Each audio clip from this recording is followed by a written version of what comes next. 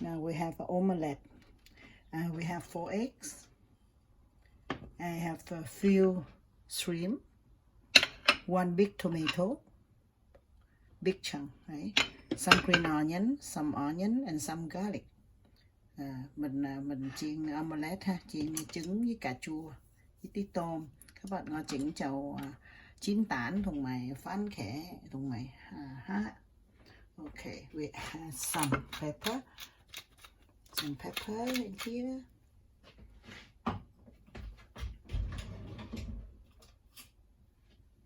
Some salt, tí muối ha. Okay, xíu dìm. Okay, and beat it up.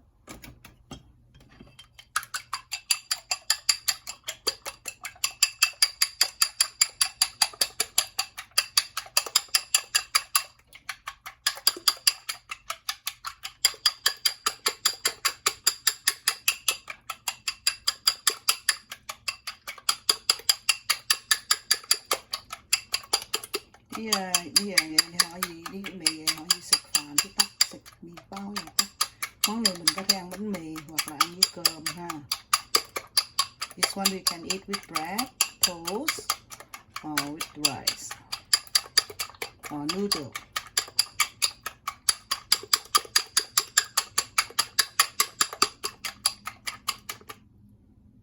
Okay.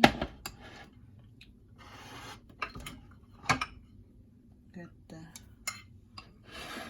green onion in here, make colorful. I love to do this way.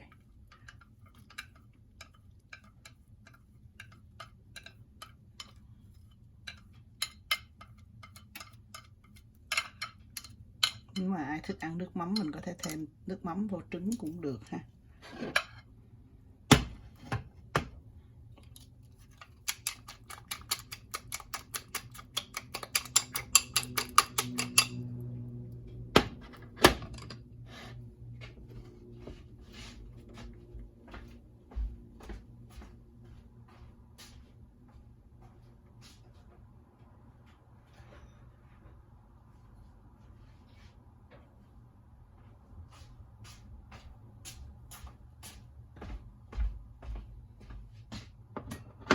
Món này mình làm mình có thể thêm thịt. This one you can add some meat or ham, whatever. If it's raw meat, you have to cook first. If you have ham, you can mix up with the egg.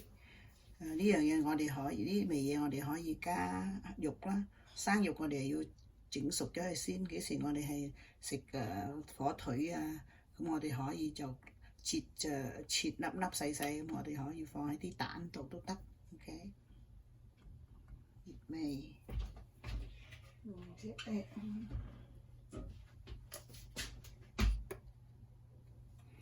Dip it oil, xíu dầu, chút dầu ăn ha.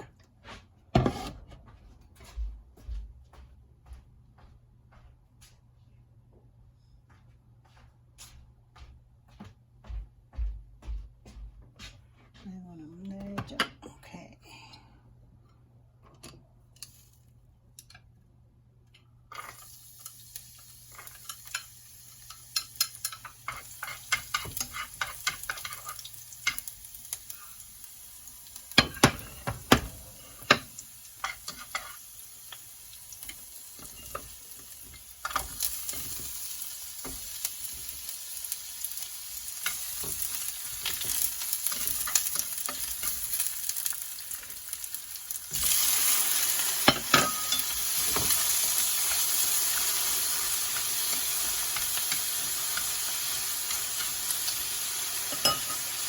Tiny salt, a pinch of salt, tí xíu muối ha, tí some seasoning, tí xíu dìm, tí tê các bạn.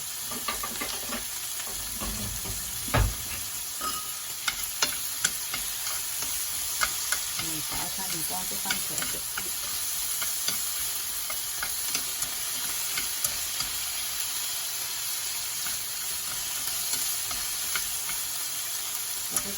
Ai thích cà chín thì để cho nó chín chút xíu, ai thích không có chín quá thì mình có thể cho nó nửa sống lên chín thôi.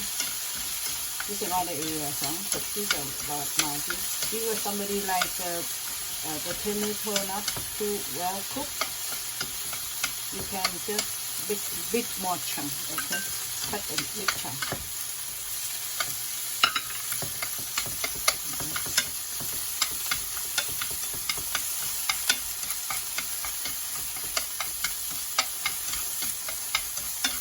If you don't have shrimp, you can do just omelette without shrimp, okay? Because today I have some shrimp, so I add some shrimp.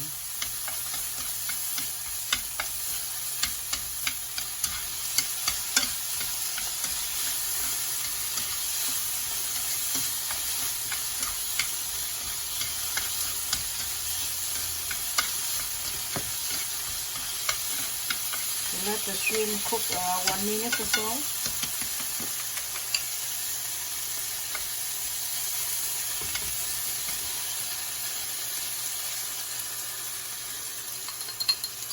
This one's so easy to do. Như vậy hổ dùng gì trộn. Nào kỹ hổ sạch đây.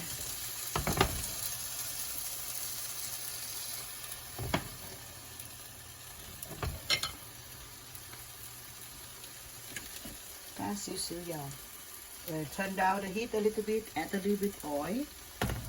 Otherwise the burn easily eh. Còn nếu cảm phỏ mày đó thì hổ dùng nung thôi. Phải bớt lửa xuống một chút, tại vì nếu không nó dễ khét lắm, trứng mà.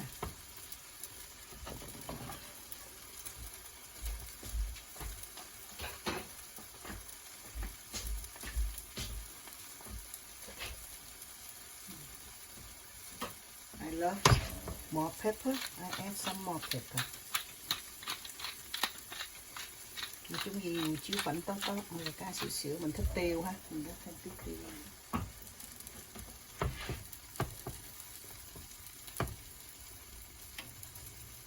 Sống quạt tán á, ngồi thì chậu dầu tâu rồi xong rồi.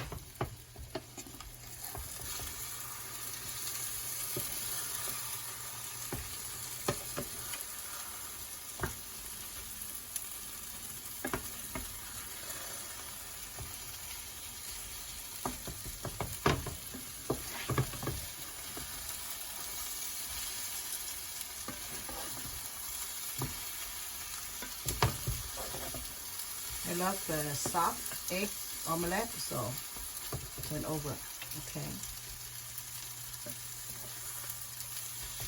And then you can, if you make sure it's, I think this way the shrimp is cooked already, but not too cooked, eh? Okay. Đó, mình đừng có chiên quá lâu, thì cái trứng nó sẽ mềm.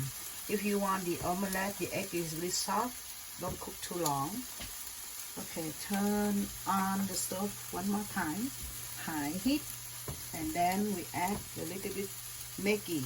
Mình muốn cho thơm á, mình cho chút xíu Maggi, nhưng mình mở cái lửa cho nó lớn lên ha. Bỏ dầu, bỏ dầu trôi mặn khoanh xíu, bỏ dầu cá xíu, make it, okay? Thêm cái Maggi vô.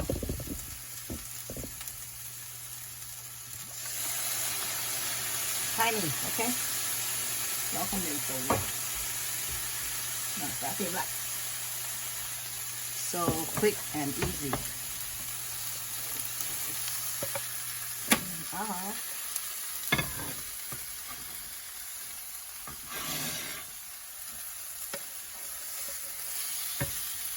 Màu gì à?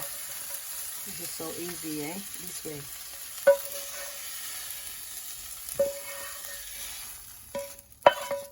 Okay, now we're ready to eat.